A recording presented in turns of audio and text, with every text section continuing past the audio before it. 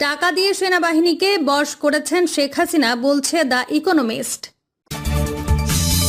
এবং সর্বশেষ জানাবো, নির্যাতিতদের সহায়তায় নতুন সেল করছে বিএনপি, আজকালের মধ্যে ঘোষণা।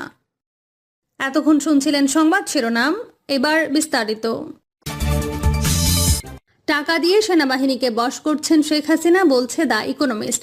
ক্ষমতায় টিকে থাকতে সেনাবাহিনীর আনুগত্য কিনে নিয়েছেন বাংলাদেশের প্রধানমন্ত্রী শেখ হাসিনা। টাকা দিয়ে সেনাবাহিনীকে শুধু বশ করাই নয়, বরং ক্ষমতা ভাগাভাগির কেন্দ্রেও তাদেরকে নিয়ে আসা হয়েছে। যুক্তরাজ্যের প্রভাবশালী সাপ্তাহিক পত্রিকা দ্য ইকোনমিস্টে প্রকাশিত Bangladesh government lavishes money on the army শীর্ষক এক প্রতিবেদনে এ কথা বলা হয়। এর আগে বাংলাদেশের শীর্ষ কর্মকর্তাদের অনিয়ম, দুর্নীতি আর মাফিয়া তন্ত্র নিয়ে চাঞ্চল্যকর প্রতিবেদন প্রকাশ করে আরেক প্রভাবশালী গণমাধ্যম আল জাজিরা। জাস্ট নিউজ পাঠকদের জন্য প্রতিবেদনটির অনুবাদ তুলে ধরা হলো। বাংলাদেশ